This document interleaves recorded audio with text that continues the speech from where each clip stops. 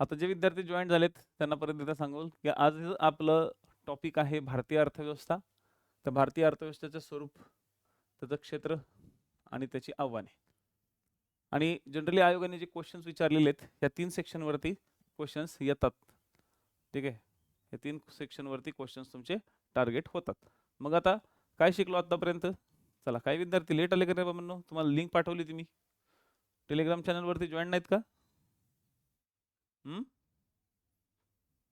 थोडंसं अपडेट राहत चला. चलो, तर आता त्याच्यानंतरचा सगळ्यात पहिला पॉईंटच आपला चालू होता. Point number 1, रॅग्नर फ्रिशचा. ठीक आहे, तर रॅग्नर फ्रिशने काय केलं होतं? सूक्ष्म अर्थशास्त्र आणि स्थूल अर्थशास्त्र डेव्हलप केलं होतं. सूक्ष्म अर्थशास्त्रामध्ये दुकानदार, ग्राहक, छोटे व्यवहार, मानवी गरजा यांचा अभ्यास केला जातो. स्थूल अर्थशास्त्रामध्ये मोठ्या मोठ्या आर्थिक व्यवहारांचा समावेश केला जातो, जसं बँकिंग, आयात निर्यात, शेअर बाजार, राष्ट्रीय उत्पन्न, सार्वजनिक वितरण व्यवस्था किंवा इतर गोष्टींचा अभ्यास या ठिकाणी केला जातो.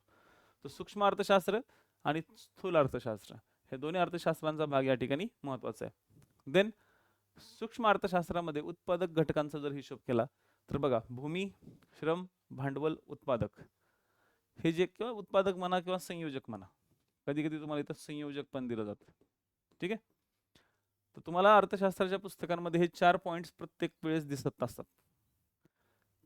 ठीक आहे, तर हे काय झाले? हे उत्पादक घटक झाले. ठीक आहे, या उत्पादक घटकांच्या बदल्यात आपल्याला काही आर्थिक व्यवहार करावे लागतात. या उत्पादक घटकांना काय करावं लागतात? आर्थिक व्यवहाराच्या बाबतीत हँडल करावं लागतं किंवा आर्थिक व्यवहार होतात. मग हे जे आर्थिक व्यवहार होतात ना, हे सूक्ष्म पातळीवर होतात.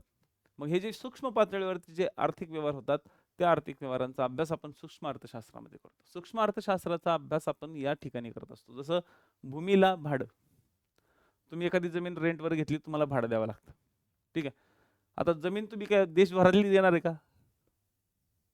एकटा व्यक्ती अख्ख्या देशातली जमीन म्हणजे भाड्यावर घेणार आहे का? नाही ना. एखादा छोटासा तुकडा कुठेतरी घेईल तो 10,000 स्क्वेअर फूटचा, 1,000 स्क्वेअर फूटचा भाड्यानं, आणि त्या भाड्याने घेतलेल्या जमिनीवरती तो काय करेल? त्या ठिकाणी त्याचं काम करेल. तर भूमी जी आहे, ही भूमी काय करते? भाडं देते. श्रम, पगार. जर तुम्ही काम केलं तर तुम्हाला पगार मिळणं. तुम्ही जर भांडवल गुंतवलं कर्ज काढून तर तुम्हाला व्याज द्यावं लागणार. आणि तुम्ही जर मालक असाल किंवा तुम्ही जर संयोजक असाल तर तुम्हाला नफा पण मिळणं गरजेचं आहे. नफा जर मिळाला नाही तर तुम्ही काम करू शकणार नाही, लक्षात ठेवा.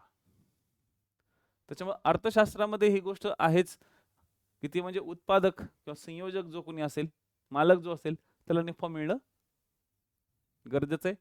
कारण की नफा मिळाला नाही तर कोणीही काम करत नाही, काम करू शकत नाही, अर्थव्यवस्था चालू शकत नाही. अर्थव्यवस्थेचा सगळ्यात महत्त्वाचा भाग हाच आहे की प्रत्येक गोष्टीला कुठं ना कुठं तरी सूक्ष्म घटक आहेत आणि हे सूक्ष्म घटक तुम्हाला परीक्षेला येतात.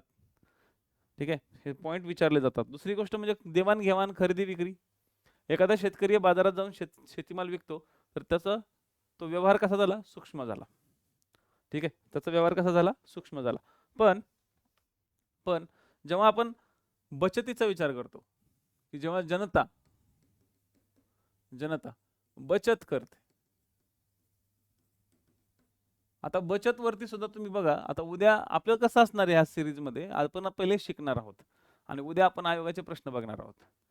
म्हणजे तुम्हाला आधी शिकायचंय मग प्रश्न बघायचा आधी शिकायचंय मग प्रश्न बघायचे, असे तुमचे 25 लेक्चर इकॉनॉमिक्सचे मी घेणार आहे. ठीक आहे, हे तुमचं दर मॉर्निंगला प्रत्येक दिवशी, रविवार सोडला तर, पण सोमवार ते शनिवारपर्यंत तुमचं 8:30 वाजता हे लेक्चर स्टार्ट होणार आहे. Good morning. ठीक आहे, त्याच्यामुळे जरा थोडंसं सकाळी सकाळी लाईव्ह होत चला. तर आता इथं काय होतंय? जनता बचत करते का? हो. आता इथं एक जण बचत करते का? नाही. इथं एक व्यक्ती बचत नाही करत. एका व्यक्तीची बचत सांगितली गेली तर हे काय झालं? हे झालं सूक्ष्म. पण ज्यावेळेस सर्व जनतेची बचत सांगितली जाते, सर्व जनतेची जेव्हा बचत सांगितली जाते, हे झालं स्थूल. कारण की ह्याचा आकार मोठा झाला ना. ह्याचा आकार काय झाला? मोठा झाला. आणि जर ह्याचा आकार मोठा होत असेल तर हे काय झालं? स्थूल झालं. ठीक आहे ना, बचत. ठीक आहे, मग आता बचत म्हणजे असे काय असते? आपल्या अर्थव्यवस्थेमध्ये बचत हा एक महत्वाचा आव्हान आहे बरं का आपल्याकडे. हे पण एक महत्वाचं आव्हान आहे का? कारण एक व्यक्ती आहे, या व्यक्तीचं 30,000 उत्पन्न आहे. इमॅजिन करा, ह्या व्यक्तीचं किती हजार उत्पन्न आहे? 30,000 उत्पन्न आहे. या 30,000 उत्पन्न हे त्याचं उत्पन्न आहे बरं का. या उत्पन्नातील तो व्यक्ती साधारणतः 10,000 तो काय करतोय? बचत करतोय. 30,000चं उत्पन्न आहे, त्यातला तो 10,000 दर महिन्याला तो बचत करतोय. दर महिन्याला पर मंथ तो 10,000 बचत करतोय. ठीक आहे. मग ही जो बचत तो करतोय, ही बचत त्याला भविष्यामध्ये उपयोगी पडेल. भविष्यात साठी तो पैसा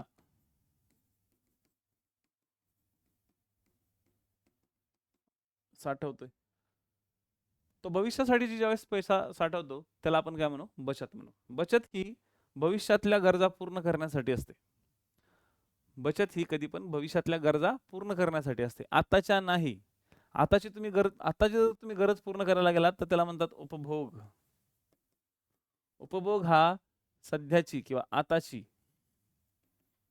गरज पूर्ण करण्यासाठी असते. तुम्ही काय करताय? उपभोग घेताय. म्हणजे तुमचा पगार, त्या पगारातला तुम्ही 15,000 काय करताय? तुमची आत्ताची गरज पूर्ण करण्यासाठी तुम्ही वेगवेगळ्या गोष्टींवरती करताय.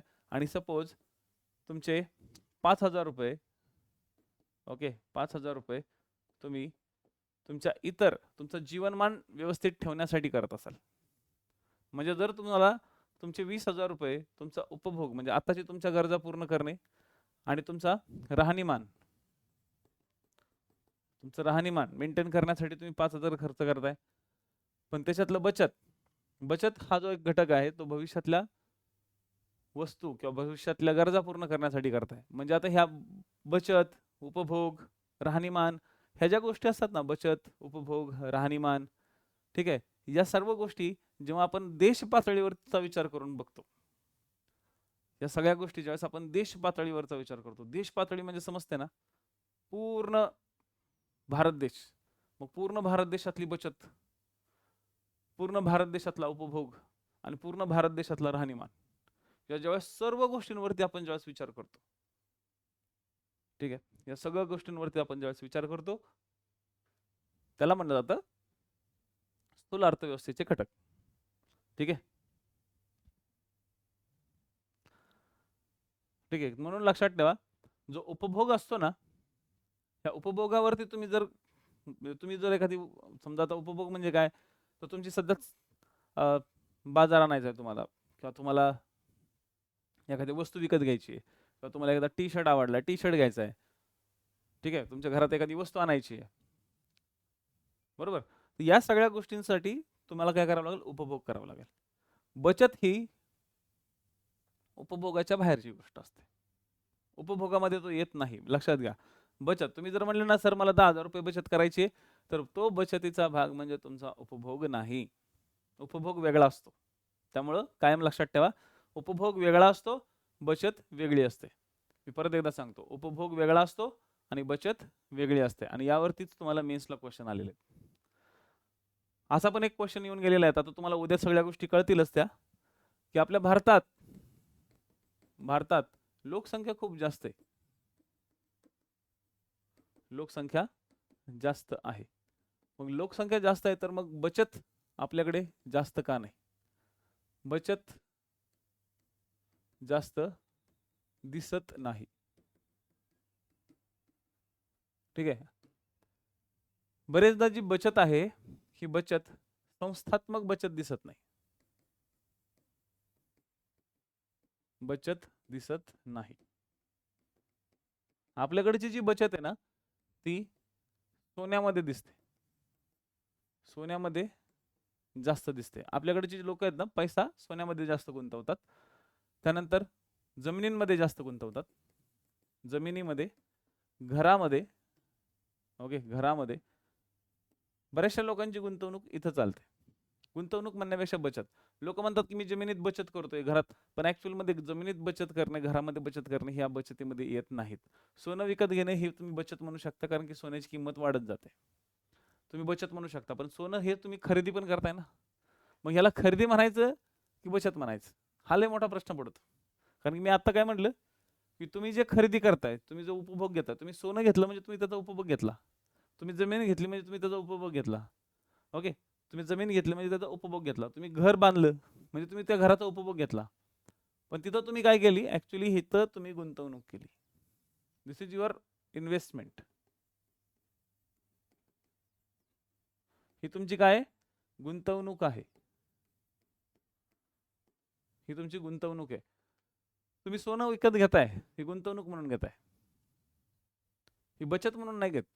आपल्याला असं एक भ्रम आहे की माझा पैसा मी बचत केला पाहिजे, बचत केला पाहिजे म्हणून मी काय केलं पाहिजे, सोनं विकत घेतलं पाहिजे. पण ऍक्च्युली सोनं विकत घेणं ही गुंतवणूक आहे, कारण की सोन्याची प्राइस ही तुमची वाढत जाते. ठीक आहे, तसंच संस्थात्मक बचत आपल्याकडे खूप कमी दिसते.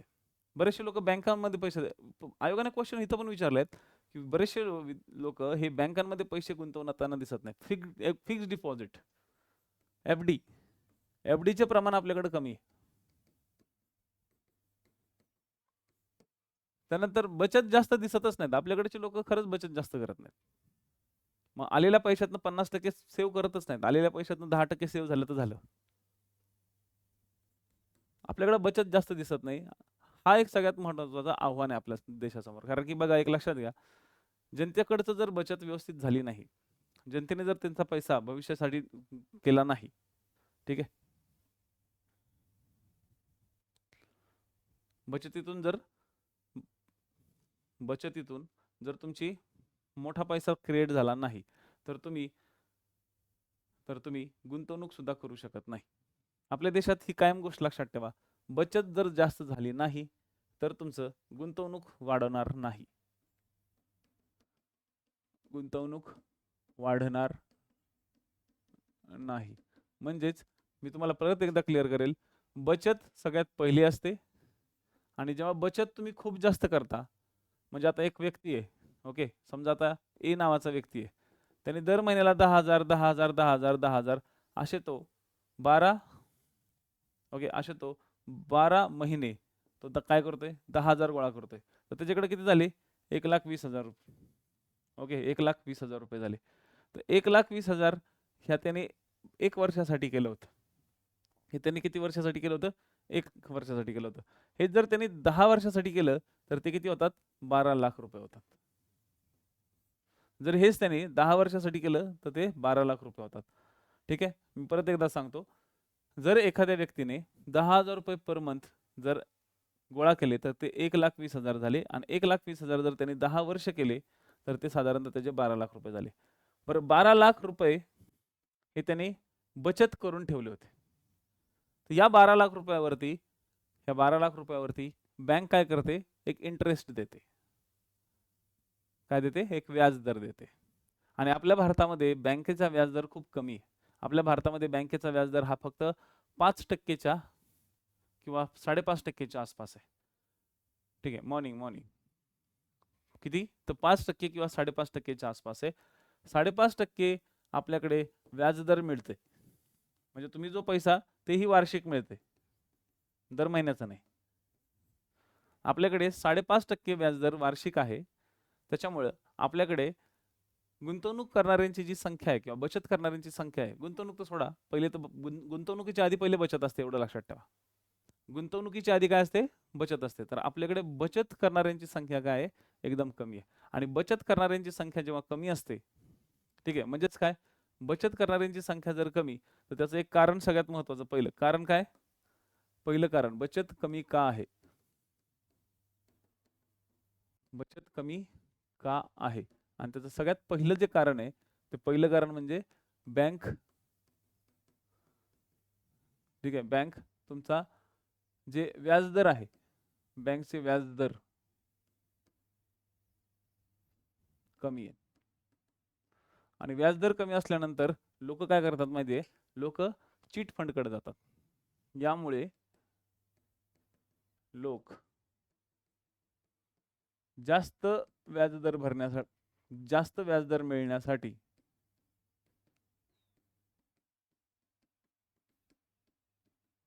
चिट फंडकडे जातात. आता हे चिट फंड काय, तर चिट फंड म्हणजे अशा काही योजना असतात किंवा अशा काही प्लॅनिंग्स असतात, अशा काही सिस्टीम्स असतात की ज्याच्यामध्ये तुम्ही 5 वर्षात तुमची अमाऊंट डबल होणे, 1 वर्ष भरा 1 लाख रुपये, 1 वर्ष भरा दुसऱ्या वर्षी तुम्हाला 2 लाख रुपये मिळतील. बघा ते मध्ये मध्ये अशा काही छोट्या छोट्या स्कीम यायच्या. आता स्कीम मध्ये लय लोक फसले होते, लय लोक फसले होते, खूप फसले होते लोक. मग हे जे फसाफशी झाली होती ना सगळी लोकांची, ती हे सगळे चिट फंडामुळे झाली होती. त्याच्यामुळे लोक जास्त व्याजदर मिळवण्यासाठी चिट फंडात गुंतवणूक करतात किंवा चिट फंडात बचत करायचा प्रयत्न करतात. पण ऍक्च्युअली हे सगळं इथं धोका असतो खूप मोठा. आता होतं असं की बचत तुमची कमी आहे, त्याचं एक पहिलं कारण. बचत तुमची दुसरं कारण एक असू शकतं. ठीक आहे, ही सगळी आव्हानच आहेत आपल्या अर्थव्यवस्थेसमोर. हे सगळं दुसरं कारण असू शकतं, ते म्हणजे उत्पन्नच कमी. उत्पन्न कमी आणि गरजा किंवा उपभोग खर्च जास्त. आता मला सांगा, फॅमिलीमध्ये 2 लोक आहेत, तो आणि ती. ठीक आहे, हे 2 जण आहेत. त्याला पगार आहे 30,000, तिला पगार आहे समजा 30,000. आपण समानता बघू, बरोबर ना? त्याला पगार 30,000, तिला पगार 30,000, दोघांचा पगार किती झाला? 60,000. बरोबर? म्हणजे ह्यांचं उत्पन्न 60,000 आहे, तिथपर्यंत ठीक आहे. ह्या उत्पन्नातील ते काय करतात? 20,000 बचत करतात. 20,000ची त्यांचा खर्च आहे आणि ते 20,000 काय करतात? तर गुंतवणूक करतात. आता बघा इथं 3 गोष्टी आली: बचत, खर्च, गुंतवणूक. आलं? बचत, खर्च, गुंतवणूक.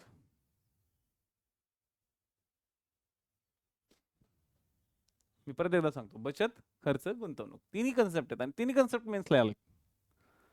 तिन्ही कन्सेप्ट मेन्स आले: बचत, खर्च, गुंतवणूक. त्यातला खर्च जो आहे ना, हा खर्च तुमचा उपभोग खर्च आहे. आणि हा जो खर्च असतो ना, ही खर्चाची ही जी भानगड असते ना, ही तुम्ही जर इंडिव्हिज्युअल लेवलवरती नेली तर ती सूक्ष्म मध्ये येते. आणि हा जर उपभोग तुम्ही नॅशनल लेवलवरती झाला तर आपल्याकडे उपभोग किंवा तुम्ही जो खर्च करताय ना, त्या खर्च पद्धतीवर आपलं राष्ट्रीय उत्पन्न पण मोजलं जातं, माहिती आहे? भले ते मोजलं नाही जात, पण खर्चावरती तुम्ही राष्ट्रीय उत्पन्न मोजू शकता. तुम्ही किती खर्च करताय याच्यावरती सुद्धा तुमचं राष्ट्रीय उत्पन्न निघतं. तुम्ही किती बचत करताय त्याच्यावर पण निघतं. आणि तुम्ही किती गुंतवणूक करताय त्याच्यावर सुद्धा आपल्या देशाचा विकास ठरवतो. म्हणजे आता लक्षात येते का मी तुम्हाला कुठे घेऊन चाललोय? आता मी तुम्हाला हळूहळू हळूहळू बचतीपासून या 3 गोष्टींकडे तुम्हाला घ्यायला चाललोय. आणि तुम्हाला ही सगळी आव्हाने आहेत. आपल्या देशामध्ये ह्याच गोष्टींमध्ये खूप मोठ्या अफरातफरी आहेत. ह्याच गोष्टींमध्ये आपल्याकडे अफरातफरी. आपल्याकडचा शेतकरी आत्महत्या करतोय. का करतोय आत्महत्या? त्याचा खर्च जास्त आहे, त्याचा इन्कम कमी आहे. लक्षात आलं? शेतकरी आत्महत्या करण्याचं कारण काय? त्याचा खर्च जास्त झालाय आणि त्याचं इन्कम कमी आहे. आपल्याकडे खूप मोठ्या प्रमाणात लोक काय करतायत? स्थलांतर करतायत. काय कारण आहे त्याचं? स्थलांतर करतायत त्याचं कारण काय? का करतायत? हे यूपी बिहारीवाले किंवा कर्नाटकवाले आपल्या महाराष्ट्रात का येत आहेत? विचार करा. याचं साधं सिंपल कारण म्हणजे त्यांच्याकडे तिकडं इन्कमच नाहीये, त्यांच्याकडे उत्पन्न मिळत नाही आणि त्यांचं काय होतंय, त्यांना असं वाटतं की अरे चलो मुंबई चलते, वहां पे बहुत अच्छा रोजगार मिल जाएगा. त्याच्यामुळे हे लोक काय करतायत? हे लोक मुंबई सारख्या ठिकाणी, पुण्यासारख्या ठिकाणी, नागपूर सारख्या ठिकाणी येतात, इथं स्थायिक होतात. इथल्या कन्स्ट्रक्शन साईटवरती सिमेंटची पोती उचलायची, घमेली उचलायची कामं करतात. पण ते इथं येऊन रोजानं काम करायचा प्रयत्न करतात, कारण की इथला रोजगार आणि गावाकडचा रोजगारात फरक आहे. तुम्हाला पण माहितीच असेल की गावाकडे जी रोजी चालते ती कमी चालते आणि शहरात जर आलात तर शहरामध्ये जी रोजी चालते ती जास्त चालते. आणि हेच कारण असतं की गावामध्ये थांबलो तर गावामध्ये एका दिवसाचे 400 रुपये भेटतील रोजी. गावातला कामगार काय विचार करणार? मी जर गावात थांबलो तर 400 रुपये रोजी मिळेल, ह्याच्यापेक्षा मी शहरात जातो. मी गावातही तसंही काही कुठं लय हायफाय राहत नाही, मी शहरात जाऊनही कुठेतरी ऍडजस्ट करेल. त्याच्यापेक्षा मी काय करतो, गावात राहण्यापेक्षा मी शहरात जातो. शहरात गेलो कुठेही ऍडजस्ट करेल. ते ऍडजस्ट ह्या शब्दाच्या नादात काय आलं? जीवनमान. ऍडजस्ट करेल ह्याचा अर्थ काय? की मी कसाही राहील, मी झोपडपट्टीत राहील चालेल, पण मी ऍडजस्ट करेल. आता लक्षात आलं? म्हणून शहरी भागामध्ये झोपडपट्ट्या मोठ्या प्रमाणात वाढत चाललेल्या आहेत. हा सुद्धा एक सगळ्यात मोठा प्रॉब्लेम आहे. हे सुद्धा आपल्या भारतीय अर्थव्यवस्थेतलं एक मोठं आव्हान आहे की आपण शहर वाढवतोय, आपल्याकडे शहरीकरण होत चाललंय, पण शहरामध्ये कुठं ना तरी झोपडपट्टी सुद्धा वाढत चाललेली आहे. आणि ह्याच गोष्टी असतात मेन्स पॉइंटला फिट, म्हणजे मेन्स पॉइंट ऑफ व्ह्यूने जे क्वेश्चन येतात ना वैचारिक लेवलचे, ते इथे जास्त येतात. म्हणून उत्पन्न जर कमी असेल, उत्पन्न जर कमी असेल तर तुमचं स्थलांतर होतं. तुम्हाला त्या ठिकाणी परवडत नाही कारण की तिथं उत्पन्न कमी आहे. उत्पन्न कमी असेल तर तुमची बचत सुद्धा कमी होते. ठीक आहे, कायम लक्षात ठेवा. जर उत्पन्न कमी असेल तर काय काय होतं तुमच्यासोबत, तर बचत कमी, तुम्ही स्थलांतर करता. तुम्ही काय करता, स्थलांतर करता. मॅक्सिमम स्थलांतर या बचत कमी असल्या, उत्पन्न कमी असल्यामुळेच होतं. ठीक आहे, उत्पन्न कमी, बचत कमी. मग तुम्ही काय करताय, उत्पन्न कमी असल्यानंतर खर्च कमी करायचा प्रयत्न करता आणि त्याच्यामुळे काय इम्पॅक्ट पडतो, राहणीमान. तुमचं राहणीमान कमी, उत्पन्न कमी म्हणल्यावर तुम्ही खर्च करणार कमी. जर खर्च करणार कमी तर तुमचं राहणीमान सुद्धा कमी. जिथं वर्षामध्ये 3-4 वेळा कपडे घ्यायचे असतात, तुम्ही वर्षामध्ये एकदाच कपडे घेताय, तसेच खराब कपडे घालताय.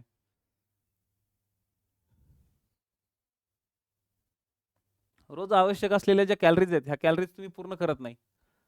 का, कारण की तुमच्याकडे पैसा नाहीये, तुम्ही खर्च नाही करू शकत, उपभोग नाही करू शकत. म्हणजे जिथं तुम्हाला दूध रोज प्यायचंय 250 ग्रॅम, पितच नाही लेकाचे. का, नाही नाही, खर्च खूप जास्त खर्च होतो. कधीतरी पाहुणे बिवणे आले तरच आपण दूध आणत जाऊ. मग लोक काय करतात, लोक ऍडजस्ट करतात. आणि हे जे ऍडजस्टमेंट असते ना, हे ऍडजस्टमेंट आपल्या देशाचा राहणीमानाचा दर्जा दाखवतो. आणि मग लक्षात घ्या, जर उत्पन्न कमी असेल तर गुंतवणूक पण काय होणार आहे, तर गुंतवणूक सुद्धा कमी होणार आहे. आता ह्याच्यावर नीट समजून घ्या, जर तुमची बचत कमी झाली, जर तुमचं स्थलांतर जास्त वाढत गेलं, जर तुमचा खर्च कमी होत गेला, जर तुमची गुंतवणूक कमी होत गेली, तर याचा विकास आपल्या, याचा फटका आपल्या देशाला बसतो. कसा, बचत जर कमी झाली, ओके, बचत जर कमी झाली तर तुम्ही भविष्यासाठी तुमच्याकडे कुठल्याही प्रकारचा पैसा जास्त ठेवत नाही. म्हणजे तुम्हाला समजा जर अर्थव्यवस्थेमध्ये काही उतार चढाव आले, अर्थव्यवस्थेमध्ये जर कधी उतार चढाव आले, तर त्या अर्थव्यवस्थेतल्या उतार चढावामध्ये तुम्हाला तुमची बचत कमी असल्यामुळे टिकता येत नाही, टिकता येत नाही. त्याच्यामुळे बऱ्याचशा लोकांची बचत ही कमी राहते आणि आपल्याकडे खर्च करण्याची प्रवृत्ती सुद्धा काही लोकांची जास्त आहे, पण ज्यांच्याकडे पैसाच नसतो ते खर्च करत नाही. त्याच्यामुळं स्थलांतर, ठीक आहे, चला असं एक समजून घेऊ की स्थलांतर वाढलं. स्थलांतर वाढल्यामुळे होतं काय, स्थलांतर वाढल्यामुळे प्रॉब्लेम असा होतो, शहर मोठे होतात. शहर काय होतात, मोठे होतात, शहर वाढतात. आणि शहर जरी वाढले तरी त्या ठिकाणी झोपडपट्टीचा प्रॉब्लेम क्रिएट होतो. कशाचा प्रॉब्लेम क्रिएट होतो, झोपडपट्टीचा. याचे नोट्स तुम्हाला टेलिग्राम चॅनलवर मिळतील. ठीक आहे, झोपडपट्टीचा काय होतो, मोठ्या प्रमाणात प्रॉब्लेम क्रिएट होतो. खर्च कमी झाल्यावर काय होतो, खर्च कमी झाल्यानंतर आपली मागणी कमी होते. खर्च कमी झाल्यावर आपली काय होते, मागणी कमी होते. आणि जर मागणी कमी झाली आणि पुरवठा जास्त झाला तर मग किंमत घट होऊ शकते. मागणीच कमी आहे ना, आणि पुरवठा जास्त करून ठेवला तर बाजारामध्ये मंदी येऊ शकते. म्हणजे हा छोटा विचार करा, हे छोटे छोटे पॉईंट्स लक्षात ठेवा की ही सगळी आव्हानं आहेत आपल्या अर्थव्यवस्थेसमोर. म्हणून पोरांनो, बचत करायला शिका. ठीक आहे, उच्च उत्पन्न घ्यायला शिका. मग हे शिकायचं कधी, स्पर्धा परीक्षेमध्ये जास्त चांगल्या पोस्ट काढा, चांगला पैसा मिळेल. चांगला पैसा मिळाला, ह्या सगळ्या गोष्टी तुम्हाला करता येतील. बचत करता येईल, खर्च करता येईल आणि गुंतवणूक करता येईल. आणि ज्यावेळेस तुम्ही गुंतवणूक करता म्हणजे काय करता, जसं असं समजू की जसं आता आपण हा पॉईंट पकडलाय की गुंतवणूक कमी झाली, तर गुंतवणूक कमी झाल्यानंतर आपल्या देशाचा जे विकास आहे, हा विकासच डायरेक्ट कमी होतो. आपल्या देशात पैसा खेळतच नाही, आपल्या देशात पैसा खेळतच नाही, आपल्या देशात भांडवलच क्रिएट होत नाही, कॅपिटलच क्रिएट होत नाही जर गुंतवणूक कमी असेल तर. कारण की गुंतवणूक ही काय असते, ठीक आहे, बचतीतूनच गुंतवणूक तयार होत असते, लक्षात ठेवा. बचतच गुंतवणूक तयार करते, बचतच काय करते, गुंतवणूक करते. आता फॉर एक्झाम्पल कशी काय सर, ओके, आता बघा, हे जोडपं 30-30 हजार रुपये कमावते, ठीक आहे, त्यांनी काय करत होते, बचत करत होते, बचत करत होते, बचत करत होते, बचत करत होते. आणि त्यांनी गुंतवणूक पण केली, गुंतवणूक पण केली. गुंतवणूक कशात केली, समजा शेअर्समध्ये गुंतवणूक केली, शेअर्समध्ये त्यांनी गुंतवणूक केली. आणि बचत कशात केली, तर त्यांनी बँकेत केली. बँकमध्ये ते पैसा टाकत गेले, टाकत गेले, टाकत गेले, टाकत गेले, टाकत गेले. ठीक आहे, बँकमध्ये पैसा टाकत गेले, टाकत गेले, टाकत गेले. त्यांना असं वाटलं की आता आपली गुंतवणूक खूप चांगली पद्धतीने झालेली आहे, आता आपण एक सेकंड इन्कम सोर्स क्रिएट करू. आपण काय करू, सेकंड इन्कम सोर्स क्रिएट करू. आता सेकंड इन्कम सोर्स क्रिएट करणं म्हणजे काय, ठीक आहे. आता एक तुम्हाला जोडप्याचं मी उदाहरण दिलं होतं की त्यांना एक 30,000 रुपये किंवा त्यांना 60,000 रुपये मिळत आहेत, पण 60,000 रुपये मिळून त्यांनी त्याच्यातले 20,000 रुपये सेव्ह केले, 20,000 रुपये सेव्ह केले, 20,000 रुपये त्यांनी गुंतवणूक केले, इन्व्हेस्ट केले. लक्षात घ्या, बचत आणि गुंतवणुकीत फरक आहे. पुट्टे लक्षात ठेवा, बचत आणि गुंतवणूक दोन्ही फरक आहे. बचत म्हणजे काय, जे उपभोग खर्चात येत नाही, तुम्ही टोटली पैसा तुमचा वेगळा ठेवताय, त्याचा तुम्ही तुमच्या स्वतःच्या उपभोगासाठी वापर करत नाही. ठीक आहे.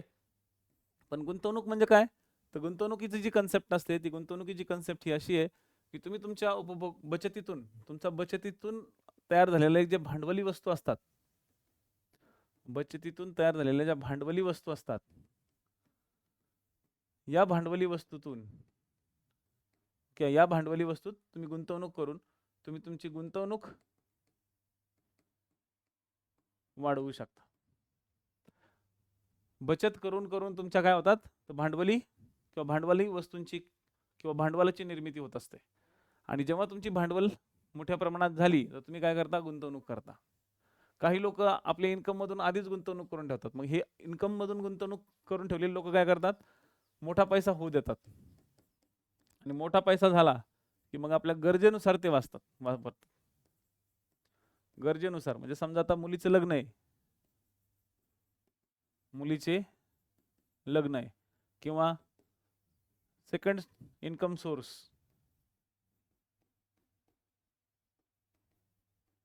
आता एखादा शेतकरी काय म्हणतो की बाबा मी गुंतवणूक केली, पैसा गुंतवला मी एका ठिकाणी, तो पैसा मला मिळाला, आता त्या पैशातून तो गाया घेईल, तो म्हशी घेईल, तो ट्रॅक्टर घेईल. तर ही काय झाली, त्याची गुंतवणूक झाली. ही त्याची बचत नाही झाली, ही त्याची गुंतवणूक झाली. ट्रॅक्टर घेणे म्हणजे काय झालं, तर बचतीतून ज्यावेळेस तुम्ही भांडवली वस्तू विकत घेता, तुम्ही बचतीमधून जेव्हा ट्रॅक्टर विकत घेता, तर ट्रॅक्टर काय झाली, तुमची गुंतवणूक झाली. कारण की शेतकऱ्यासाठी ट्रॅक्टर हा सगळ्यात महत्त्वाचा असतो. ओके, ते डेड इन्व्हेस्टमेंट नाही आहे ट्रॅक्टर, हे लक्षात ठेवा. डेड इन्व्हेस्टमेंट म्हणजे तुमची ही कार आहे, गाडी. कारण की ट्रॅक्टर हा एक असा भाग आहे की तो शेतकऱ्याचा पैसा बराचसा वाचवतो, त्याला इन्कम पण मिळून देतो. अनेक ट्रॅक्टरवाल्या लोकांना विचारा. पण हे जर तुम्ही कार घेतली महागडी एखादी, नाही मी आता एसटी झालो, आता मला कार घ्यायची, आणि तुम्ही जर कार घेतली तर कार ही तुमची डेड इन्व्हेस्टमेंट आहे. तुम्ही दुसऱ्या दिवशी जरी विकायला गेला ना तरी तुम्हाला 10% अमाऊंट कमीच येणार. तुमची इन्व्हेस्टमेंट तिथं डायरेक्ट डेडच होते, तुमची गुंतवणूक तिथं काहीच नाही. त्याच्यामुळे डेड इन्व्हेस्टमेंट पण एक लक्षात ठेवा. डेड इन्व्हेस्टमेंट पण एक असा प्रकार असतो की ज्या डेड इन्व्हेस्टमेंट मधून तुम्हाला तुमचा बचत केलेला पैसा सगळा वेस्ट होतो. ती भांडवली वस्तू तुमच्या काही कामाची नसते, ती भांडवली वस्तू तुमच्या काहीही कामाची नसते. त्याच्यामुळे बचत आणि गुंतवणुकीचे हे 2 पॉईंट लक्षात ठेवा. मग आता एक मगाशी पॉईंट आपण समजून घेतला होता, ओके, तो म्हणजे स्थलांतराचा. आपल्या देशात स्थलांतर खूप मोठ्या प्रमाणात होत राहतं. आपल्या अर्थव्यवस्थेसमोर एक भारी आव्हान आहे, ते म्हणजे स्थलांतराचं. ठीक आहे, जेव्हा आपला भारत देश स्वतंत्र झाला होता त्यावेळेस भारत आणि पाकिस्तानमध्ये फाळणी झाली होती, बरोबर. तर भारत आणि पाकिस्तानमध्ये जेव्हा फाळणी झाली होती, भारत आणि पाकिस्तानमध्ये जेव्हा फाळणी मोठ्या प्रमाणात झाली होती, ठीक आहे, तेव्हा आपल्या देशामध्ये परकीय लोकांचे खूप मोठे मोठे लोंढे आपल्या देशात आले होते. म्हणजे आंतरराष्ट्रीय पातळीवर पण खूप मोठ्या प्रमाणात काय झालं होतं, परकीय लोंढे आपल्या भारतात आले होते. तर परदेशातून देशात होणारं जे स्थलांतर असतं,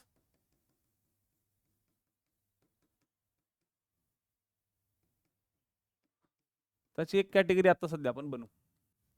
आता ते बघा, स्थलांतर म्हणजे ते ग्रामीण भागातून शहरी भागात, शहरी भागातून ग्रामीण भागात, ग्रामीण भागातून ग्रामीण भागात, शहरी भागातून शहरी भागात, हे जे 4 प्रकार आहे, ह्या 4 प्रकारचे थोडं बाहेर या.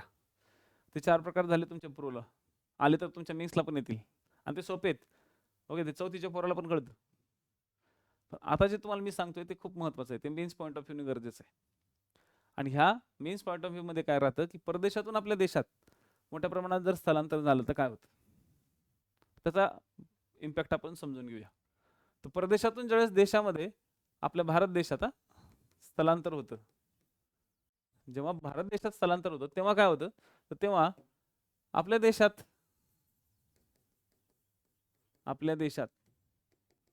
अतिरिक्त लोकसंख्या वाढली, अतिरिक्त लोक वाढते. आपल्या देशात कामगारांची संख्या सुद्धा वाढते, अतिरिक्त लोक तर वाढली. अतिरिक्त लोकसंख्या वाढल्यानंतर मागणी वाढते. ठीक आहे, मागणी वाढली, आपला पुरवठा वाढला तर फायदा होतो. पण लक्षात घ्या, अतिरिक्त लोकसंख्या येणं हे आपल्या देशासाठी घातक असतं, कारण की अतिरिक्त लोकसंख्या जर आली तर आपल्याकडे बेरोजगारी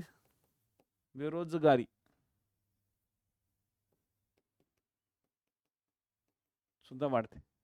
अतिरिक्त लोकसंख्या कधीच हिताची नसते, की नाही लय लोक पैदा करा, लय लोक पैदा केल्यानंतर ती थोडीच आपल्या देशाच्या हिताची आहे.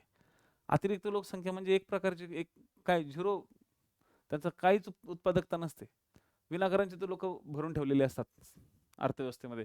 तर अशा लोकांची गरजच नसते ना, त्याच्यामुळे इथं बेरोजगारी वाढण्याचे चान्सेस असतात. अतिरिक्त लोकसंख्या आल्यानंतर आपल्या देशातल्या लोकांवरती बेरोजगारीची काय येते, कुऱ्हाड कोसळते. कारण की हे बाहेरचे लोक मोठ्या प्रमाणात काय येतात. आता बघा, बंगाल, आसाम या साईडचे लोक सुद्धा आजकाल आपल्या महाराष्ट्रात तुम्हाला दिसतात, आणि हे बंगाली वगैरे चांगलं बोलता येते, ते हिंदीत बोलायचा प्रयत्न करतात. आता काय माहिती हे बंगाली आहेत की बांगलादेशी आहेत, बंगाली आहेत की बांगलादेशी आहेत माहिती नाही ना. ठीक आहे, त्याच्यामुळं बरेचदा काय होतं की इल्लीगल स्थलांतर मोठ्या प्रमाणात वाढतं. परदेशातून ज्यावेळेस आपल्या देशात येतात त्यावेळेस ते अवैधरित्या रोजगाराच्या शोधात ते आपल्याकडे येतात, ना त्यांच्याकडे आधार कार्ड असतं ना काय असतं. ठीक आहे, अवैधरित्या त्यांना फक्त हिंदी थोडीफार तुडकी मुडकी बोलता येते. ठीक आहे, हा. त्यानंतर आपल्या देशातल्या जे काही संसाधन आहेत, नैसर्गिक संसाधन,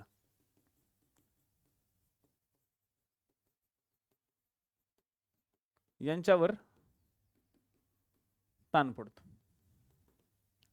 आणि हे जे स्थलांतर होतं ना, बघा, परदेशातून ज्यावेळेस हे स्थलांतर येतं आपल्या देशात, तर परदेशातून तिथं स्थलांतर होण्याची पण कारणं असतात की आपल्या देशात का आलं बोंबलत.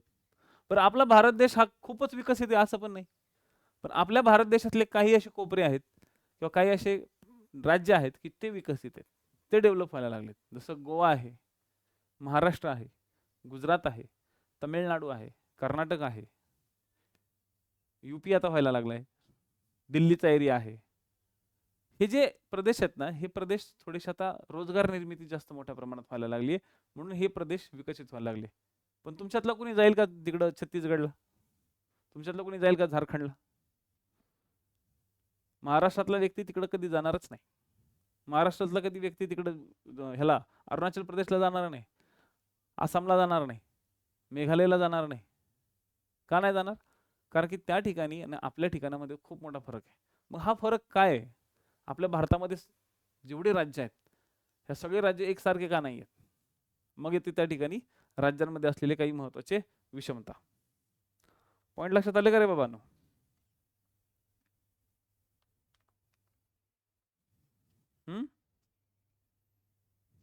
राज्यामध्ये असलेल्या विषमता. मग आता हे विषमता नंतर आपण त्या विषमताकडे नंतर येऊ, आता सध्या लगेच विषमताकडे यायचं नाही. पण परदेशातून ज्यावेळेस आपल्या देशामध्ये स्थलांतर होतात, ते परदेशातून देशामध्ये जे स्थलांतर झालेले लोक असतात, हे लोक एवढा मोठा प्रॉब्लेम क्रिएट करू शकतात. तर ह्याच्यातून ते आउट झाले, परदेशातून ते काय झाले, आउट, आणि आपल्या देशात आले, आपल्या भारतात देशात आले, तर भारतात ते काय झाले, इन झाले. म्हणजे इथून आउट झाले आणि इथे इन झाले, तर जिथे इन होतात तिथे लोड वाढतो. ओके, आता हे झालं परदेशातून भारतात. आता आपल्या देशामध्ये आणखी एक महत्त्वाची गोष्ट असते, ती म्हणजे देशांतर्गत.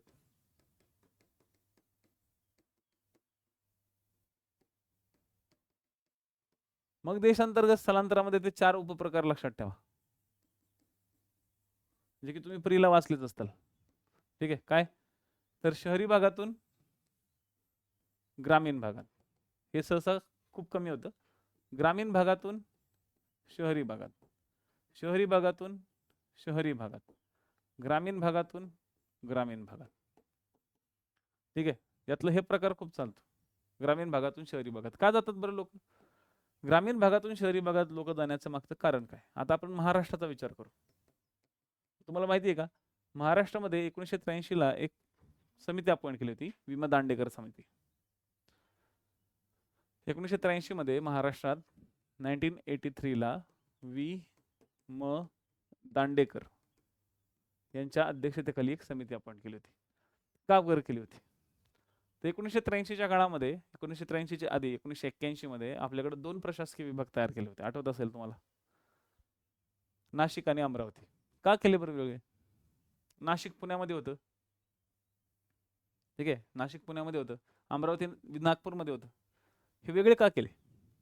हे वेगळे करण्यामागचं सगळ्यात महत्त्वाचं जे कारण होतं, हे कारण होतं की या प्रदेशामध्ये एक सामाजिक आणि भौगोलिक असमानता किंवा विषमता निर्माण व्हायला लागली होती.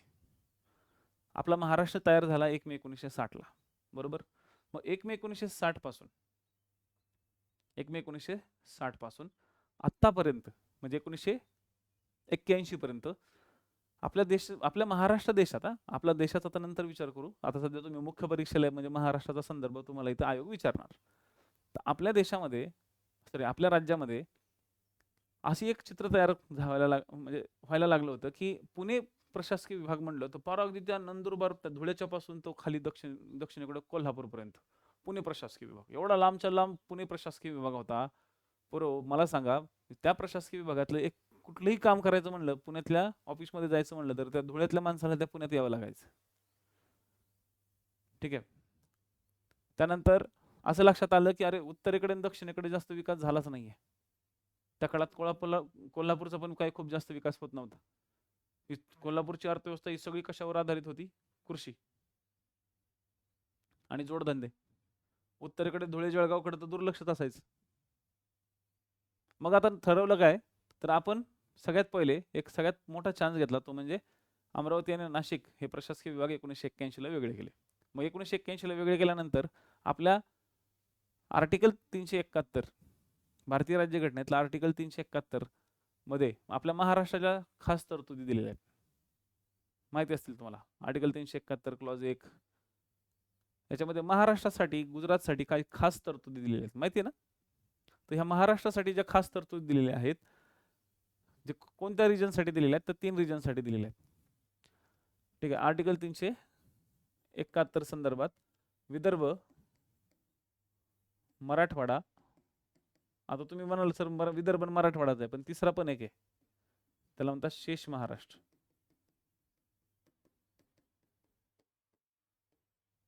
विदर्भ, मराठवाडा आणि शेष महाराष्ट्र यांच्यासाठी वैधानिक विकास मंडळ स्थापन करणे, यांच्यासाठी वैधानिक टाईपचे विकास मंडळ स्थापन करणे. बरं, हे वैधानिक प्रकारचे विकास मंडळ स्थापन करण्याचा उद्देश काय होता?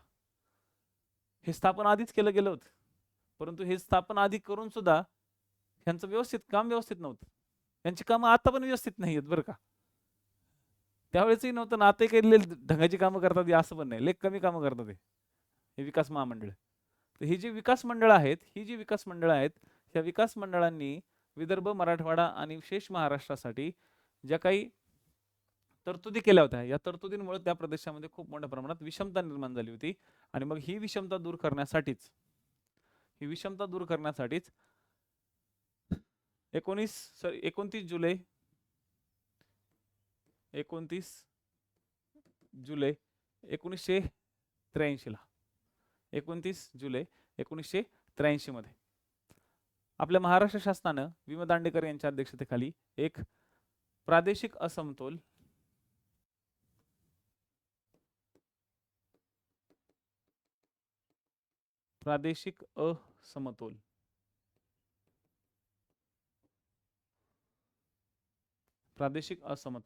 सत्यशोधन समिती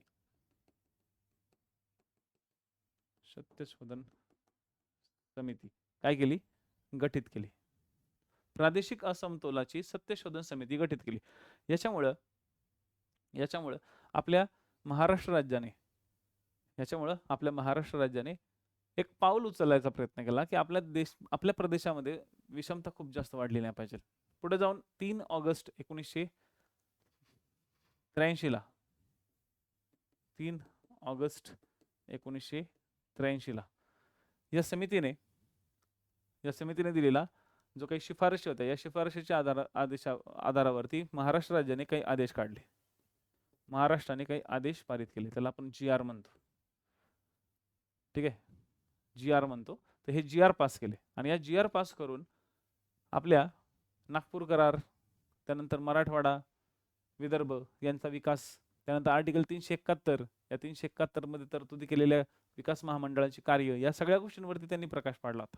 इवन आणखी 2 लोकांची नावं लक्षात ठेवा की आपल्या त्या काळामध्ये, ओके, त्या काळामध्ये म्हणजे कधी तर 1983च्याच काळामध्ये आपल्या महाराष्ट्रातील 2 लोकसभेतले सदस्य होते. त्या महाराष्ट्रातील 2 लोकसभेतील सदस्य वसंतराव साठे आणि वैशंपायन. ठीक आहे, वसंतराव साठे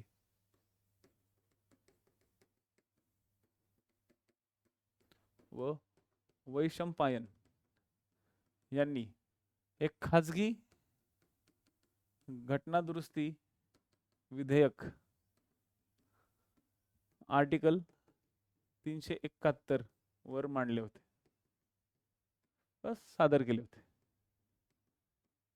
बट हे आगाऊ लोक एवढे होते दिल्लीचे लोकसभेत की लोकसभेत या विधेयकावर चर्चा झाली नाही. म्हणजे त्या काळात इंदिरा गांधीच्या सरकारने या विधेयकावर साधी चर्चा सुद्धा नाही केली. हे खाजगी विधेयक मांडायचा प्रयत्न केला होता वसंतराव साठे आणि वैशंपायन यांनी, परंतु साधी चर्चा पण नाही झाली. जर ही चर्चा झाली असती किंवा आर्टिकल 371 वरती बऱ्याचशा गोष्टी जर सेटअप केल्या असत्या तर डेफिनेटली हा एक भाग होता. म्हणून एक प्रदेशवाद जो आहे ना, ठीक आहे, म्हणजे मी मराठी, मी बंगाली, ओके, असा जो एक प्रदेशवाद आहे. आता जसं आता आपल्या मराठी लोकांना काय ॲटिट्यूड आले, मी पश्चिम महाराष्ट्रातला, ओके, शिल्पा विदर्भातली, ओके, गणेश तिकडं नाशिकचा, खानदेशातल्या लोकांना वाटणार मी खानदेशातला. तर हे काय झालं माहिती आहे का, मराठवाड्यातले लोक म्हणणार नाही मी मराठवाड्याचा, आमचा मराठवाड्यातले ग्रेट. कोकणातले लोक म्हणाले तुम्ही काही म्हणा, आमचं कोकणातले ग्रेट. तर काय झालं माहिती आहे का, हे कोकण, मराठवाडा, विदर्भ, ठीक आहे, खानदेश, देश, पश्चिम महाराष्ट्र यांच्यामध्ये काय झालं, खूप मोठ्या प्रमाणात प्रादेशिक विषमता यायला लागली. आणि आता तुम्ही बघा की आता मी विदर्भात आहे, पण मी कुठला आहे, पश्चिम महाराष्ट्रातला. आता मी पश्चिम महाराष्ट्राचा आहे, पश्चिम महाराष्ट्राचा प्रत्येक जण मला तेच म्हणतोय, पश्चिम महाराष्ट्रात एवढा विकास असताना तुम्ही विदर्भात काय करताय. तर ते मला माहिती, मी इथं काय करतोय ते आता लगेच दिसणार नाही, ते दिसायला 4-5 वर्ष लागतील. त्याची सुरुवात आता कुठं झालेली आहे, पण अजून ते करायचंय, कव्हर करायचंय. तर विदर्भातल्या लोकांना चांगल्या पद्धतीचे क्वालिटी एज्युकेशन किंवा बेस्ट एज्युकेशन या ठिकाणी भेटत नाही, आणि जे भेटतं ते सगळं पुण्यात भेटतं असं लोकांचं म्हणणं आहे. मग लोक पुण्यात का पडतात, तर तेच आहे ना, प्रादेशिक असमता याला पण म्हणतात ना. स्पर्धा परीक्षेत सुद्धा लई मोठी असमता आहे. आणि काय, पुण्यात सगळे लोक धावतात. बरं पुण्यात जाऊन काय मिळते, तर पुण्यात जाऊन असं वेगळं काय तिथं, तर तिथं पोरं फक्त आणि फक्त लायब्ररी जॉईन करण्यासाठी जास्त जातात, क्लासेस जॉईन करण्याच्या उद्देशाने तिकडे जात नाहीत. कारण की आजकाल सगळ्यांना ऑनलाईन क्लास मिळायला लागलेत, तेही जे ऑफलाईन मध्ये चालणार आहे तेच ऑनलाईन मध्ये मिळते. त्याच्यामुळे काय होतं, बरेचसे विद्यार्थी काय म्हणतात की आपण फक्त वातावरण बघण्यासाठी जाऊ, वातावरणात राहण्यासाठी तिथं जातात. का तर गावाकडच्या साईडला किंवा तालुक्याच्या बाजूला हे फक्त 10-15 लोकच अभ्यास करताना त्यांना दिसतात. आणि त्यांना ज्यावेळेस पूर्ण 70-80 हजार लोक त्यांना जर दिसले, मग त्याच्यात 2 गोष्टी येतात. एक तर मग त्याला न्यूनगंड तयार होतो की तो कमी प्रदेशातून आलेला आहे, कमी विकसित प्रदेशातून आलेला आहे, त्याचा अभ्यास विकसित नाहीये. मग तिथे गेल्यानंतर तो एक तर वायबल होतो किंवा तो खूप जोशमध्ये अभ्यास करतो. 2 गोष्टी होतात लोकांच्या. सेम त्याच गोष्टी इथं पण लागू पडतात, त्याच गोष्टी तुमच्या इकडेही लागू पडतात. की जेव्हा एखादा विदर्भातला व्यक्ती पुण्यात जातो त्यावेळेस त्याला तिथं जॉब मिळतो, मग तो काय म्हणतो, चला अरे इथं तर मस्त सेटलमेंट मिळाले. काल परवा इथं विदर्भातल्या एका दुकानदाराशी बोलत होतो, तर ते म्हणे की आमचे बहीण जावई सगळे पुण्यात राहते म्हणे, नागपूरचेच पण तिकडे राहतात आणि त्यांना 1.5 लाख रुपये पगार आहे, पण तरी जिंदगी एकदम पार अगदी पळापळीची करून ठेवली म्हणे त्यांनी. एवढा कमवून सुद्धा तो त्या माणसाला सुख नाही म्हणे. हे म्हणे पुण्यात पश्चिम महाराष्ट्रातली जिंदगी. म्हटलं हो बरोबर आहे म्हटलं. आणि म्हणे हेच पगार जर इकडे त्याला मिळत नाही ना, तोच पगार त्याला विदर्भात भेटत नाही, तो पगार तिकडे भेटतो म्हणून ते लोक तिकडे जातात. पण तिकडे गेल्यानंतर त्यांचं आयुष्य हे पूर्ण पळापळीच जिंदगी होऊन जाते. म्हणजे आयुष्यात काय होते, तो स्टेबल नाही राहत, म्हणजे सुखी नाही राहत. म्हणलं हो सर बरोबर आहे.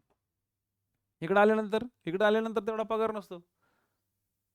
मग पगार नसतो म्हणून लोक दुसरीकडे पळतात. मग ह्यालाच कारण असतं स्थलांतर, अपॉर्च्युनिटी. इथं अपॉर्च्युनिटी कमी आहेत, संधी कमी आहेत, म्हणून लोक काय करतात, संधी जिथे जास्त आहेत तिथं जायचा प्रयत्न करतात. ह्याच्यातून काय तयार होतं, ह्याच्यातून एक गोष्ट तयार होते की आपल्या देशामध्ये अपॉर्च्युनिटी काही काही ठिकाणी कमी आहेत. आता छत्तीसगड आणि झारखंडच्या साईडला जर तुम्ही IT सेक्टर सुरू केला तर झिंगालालाच होऊन जाईल ना सगळा. चालणार आहे का तिकडे? IT वाले जातील का रे? प्रादेशिक विषमता जी आहे ना, किंवा प्रादेशिक वाद जो आहे ना, तो असाच डेव्हलप होतो. ठीक आहे. विकासामध्ये जर असमतोल असेल, तर प्रादेशिक वाद होतात. आणि हा प्रादेशिक वाद मोठ्या प्रमाणात आहेत. आणि म्हणूनच तुम्हाला राज्यसेवा मेन्स म्हणा किंवा कंबाईनच्या मेन्सला भारतातील असलेला जो आव्हानांमधला जो भाग आहे त्याच्यामध्ये बचत आणि प्रादेशिक असमतोल हा टॉपिक तुमच्यासाठी सगळ्यात महत्त्वाचा आहे. म्हणजे आता जे मी तुम्हाला शिकवलंय हे 2 टॉपिक्स तुमच्यासाठी अत्यंत महत्त्वाचे आहेत. म्हणजे 2 टॉपिक म्हणजे 2 पॉईंट्स ज्याच्यावरती तुम्हाला सगळ्यात जास्त क्वेश्चन आलेले आहेत. आणि दांडेकर समितीत विसरायचं नाही, दांडेकर समिती तर सगळ्यात महत्त्वाची आहे. ठीक आहे.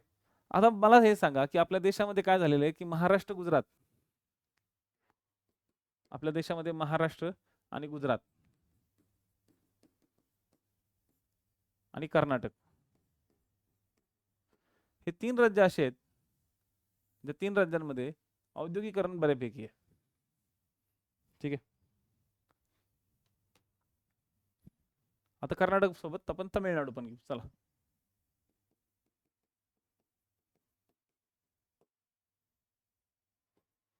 इथं काय झालेलं आहे, या राज्यांमध्ये आर्थिक विकास जास्त आहे.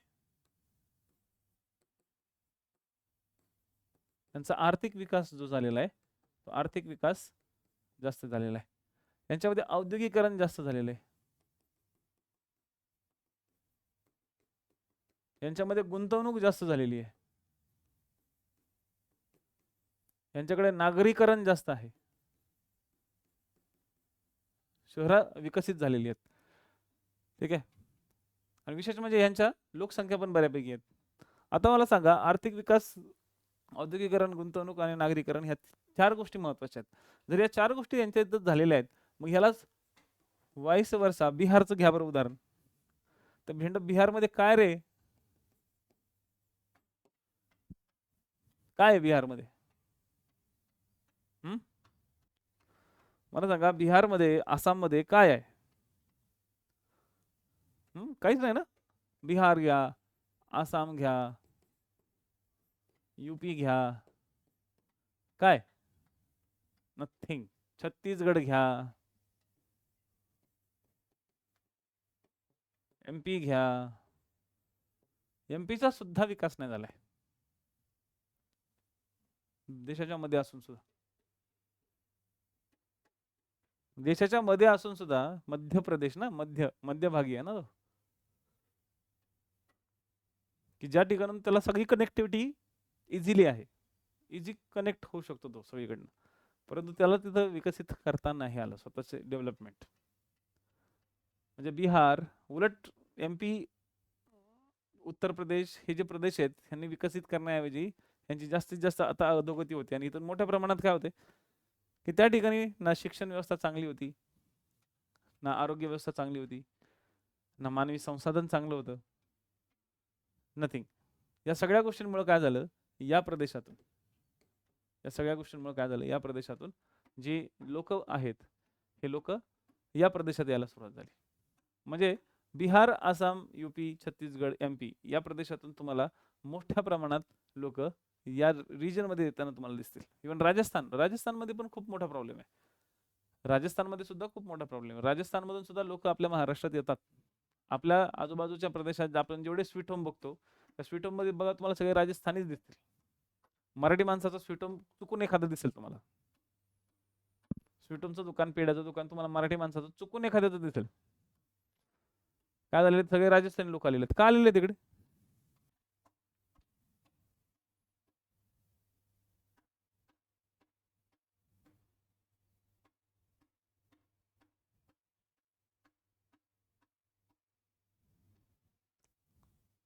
का आलेले? कारण की इथं आपल्याकडे जॉब ऑपॉर्च्युनिटी जास्त आहेत, आपल्याकडे लोकसंख्या जास्त आहे. आणखी एक होऊ शकतं की जर आता बघा महाराष्ट्रातले लोक, गुजरातले लोक, कर्नाटकातले लोक, तामिळनाडूतले लोक हे स्वतःला खूप ग्रेट समजतात. का समजतात? कारण की ह्यांना असं वाटतं की आमचा इतिहास खूप ग्रेट आहे. आमचा इतिहास ग्रेट आहे. आपला तर इतिहास ग्रेटच आहे. मला पण महाराष्ट्राच्या बद्दल हेच बोलावं वाटतं की आपला इतिहास खरंच ग्रेट आहे. पण ज्यावेळेस आपण आपला इतिहास ग्रेट म्हणतो म्हणजे इतिहासामुळे आम्ही विकसित झालो, इतिहासामुळे आम्ही विकसित झालो असं आपल्याला एक असा थिंकिंग आहे आपली अशी थिंकिंग आहे.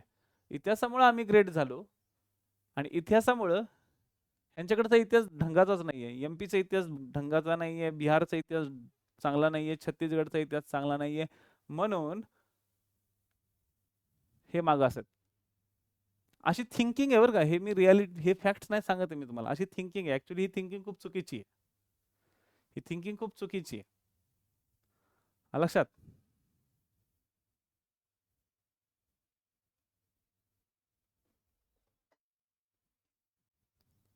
तर बिहार, आसाम, यूपी, छत्तीसगड इथल्या लोकांचा इतिहास खराब आहे. इथल्या लोकांचा इतिहास खराब आहे म्हणून हे लोक मागास आहेत. अशी थिंकिंग आहे आणि ह्यामुळे काय होतं, आपल्या देशात राष्ट्रीय एकतेला बाधा निर्माण होतो. अर्थव्यवस्थेतला सगळ्यात मोठा प्रॉब्लेम हाच आहे, प्रादेशिकवाद. त्यामुळे तुमच्या मेन्सच्या सिलेबसमध्ये प्रदेशवादावरती, विषमतेवरती, असमानतेवरती खूप मोठ्या प्रमाणात, मग राष्ट्रीय उत्पन्नातली किंवा उत्पन्नातली विषमता हे तुम्हाला लक्षातच येते. मला सांगा, आता बिहारचा माणूस आपल्या भारतात येतो किंवा आपल्या महाराष्ट्रात येतो तर तिकडं इकडे येऊन लगेच घर वगैरे बंगला बिंगला बांधतो? नाही. आपल्याकडे कधीही बिहारी लोक, यूपीची लोक, राजस्थानी लोक आले ना, आपल्याकडे कधी ते घर विकत घेत पण नाहीत. ते भाड्याने राहतात 10 वर्ष. ते भाड्याने राहतात, मस्तपैकी 10 वर्ष राहतात, पैसा कमवतात. म्हणजेच काय करतात ते लोक, पहिले बचत करायला शिकतात. बचत करून करून करून करून करून तर मस्त 10-15 वर्ष बचत करतात, आपल्या महाराष्ट्रातच राहतात आणि महाराष्ट्रात राहून मग गुंतवणूक करतात.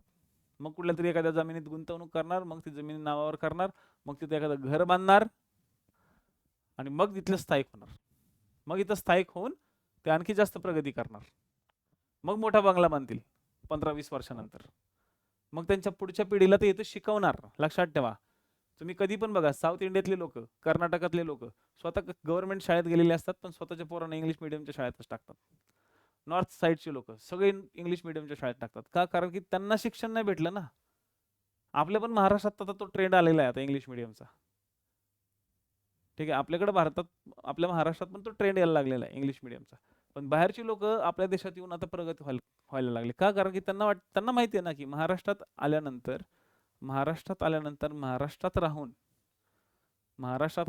ते महाराष्ट्रात राहून काय करतायत, त्यांच्या पुढच्या पिढीला घडवतात. म्हणजे त्यांचा मानव विकास त्यांच्या काळात नाही झाला, पण आता त्यांच्या पुढच्या पिढीच्या गोष्टीसाठी होतो. आणि म्हणून आपल्या भारतामध्ये किंवा आपल्या महाराष्ट्रामध्ये लोक हे येऊन काय करतात, स्वतःचा विकास करतात.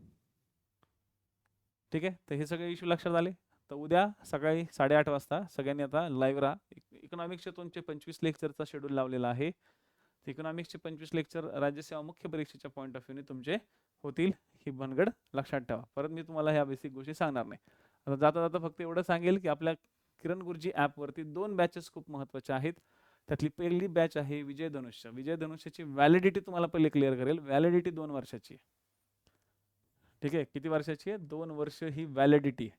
तुम्हाला एवढ्या जास्त व्हॅलिडिटीची बॅच कुठं भेटली तर नक्कीच उपयोगी वाटलं असतं ते घ्या. पण 2 वर्षाची जी बॅच आहे ती, या 2 वर्षाच्या बॅचची जी फीज आहे सध्या 15 फेब्रुवारीपर्यंत, म्हणजे आज तुमची 10 तारीख आहे, तर तुमच्या पुढले 5 दिवसासाठी 15 फेब्रुवारी लास्ट डेट आहे 2,999 रुपयाची. 2,999 रुपये ही तुमची फीज आहे. पण विद्यार्थ्यांचं म्हणणं होतं की सर आम्हाला आणखी डिस्काउंट हवा आहे, तर त्यांच्यासाठी कुपन कोड हा KG500 आहे. म्हणजे तुमची ही जी बॅच आहे ही तुमची 2025ची बॅच आहे.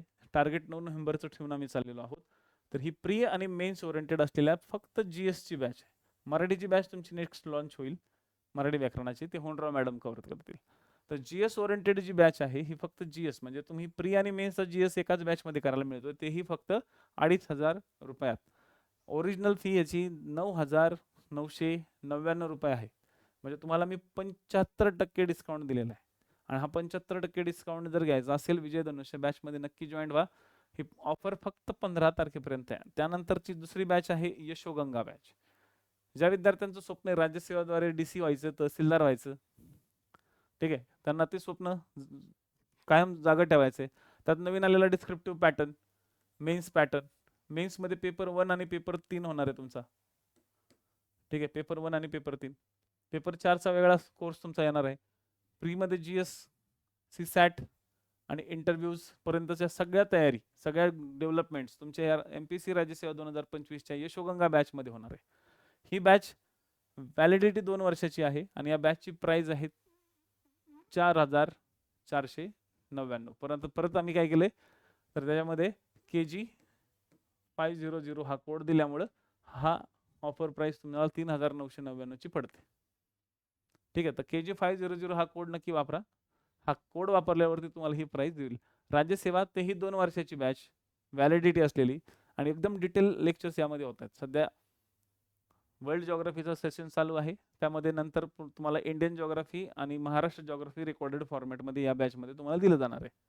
कारण की महाराष्ट्र आणि इंडिया हा सुद्धा जिओग्राफी तुम्हाला आहे, परंतु तो सध्या माझा दुसऱ्या बॅचमध्ये चालू आहे. तर तिथलाच मी तो कंटेंट तुम्हाला देणार आहे, कारण तिथं खूप घासून चाललंय, इथं सुद्धा तुम्हाला सिस्टमॅटिकली अप्रोच मिळणारच आहे. तर या 2 बॅचेस सगळ्यात महत्त्वाच्या आहेत. तर मी अपेक्षा करतो की या लेक्चर्सच्या थ्रू, ठीक आहे, तुम्हाला सांगण्याचा. आणि जे पोलीस खात्याचे माझे लोक आहेत, या पोलीस खात्याच्या लोकांसाठी ही पुरंदर बॅच आहे. डिपार्टमेंटल PSIची तयारी करताय, इकॉनॉमिक्सचे पण लेक्चर तुम्ही करताय, पण सोबत पुरंदर बॅच बद्दल पण माहिती असणं गरजेचं आहे. ही प्री आणि मेन्स, प्रीचा GS, मेन्सचा ऑल ॲक्ट 300 मार्काचं सगळं, हे सगळं तुम्हाला या ठिकाणी मिळणार आहे. ठीक आहे, डिपार्टमेंटल PSIसाठी लवकरच त्याच्यासोबत मराठी आणि इंग्रजी सुद्धा स्टार्ट होईल. म्हणजे तुम्हाला डिपार्टमेंटच्या लोकांना इकडे तिकडे जायची गरजच नाही पडत. ठीक आहे, तर ही पण 2,999 ची तुमची ही बॅच आहे. याच्यामध्येचा कोड जो आहे तो DPSI 500 हा आहे. तर जे डिपार्टमेंटलची तयारी करतात त्यांच्यासाठी हा भाग आहे. तर उद्या आपण ह्यांचे जे आता आज टॉपिक शिकलेलो आहे आव्हाने, या आव्हानावरती किती किती प्रश्न आलेले आहेत हा पोर्शन आपण उद्या पाहू. ठीक आहे, तर हा झाला महत्त्वाचा पॅटर्न. तर ज्या विद्यार्थ्यांना पुढे भविष्यात कंबाईनसाठी फोकस ठेवायचा आहे त्यांनी या बॅच म्हणजे मेन्सचा फोकस ठेवायचा, तर हे लेक्चर्स सोडायचे नाहीत. आणि ज्या विद्यार्थ्यांना 9 नोव्हेंबरचा 2025 ची तयारी करायची, तर त्या विद्यार्थ्यांनी या बॅचेसवरती फोकस करा. आणि ज्या विद्यार्थ्यांना 4 मेची तयारी करायची, ठीक आहे, 4 मे कंबाईन ग्रुप C, त्यांनी अस्तित्व बॅच नक्की घ्या. ती अस्तित्व बॅच तुमच्यासाठी सगळ्यात मोठी आणि सगळ्यात भारी बॅच आहे. त्याच्यामध्ये ऑलरेडी ती रेकॉर्डेड बॅच आहे, 450 व्हिडिओ आहेत त्यामध्ये, तर ती बॅच तुमच्यासाठी सगळ्यात उपयुक्त आहे. ठीक आहे, चलो, थँक्यू.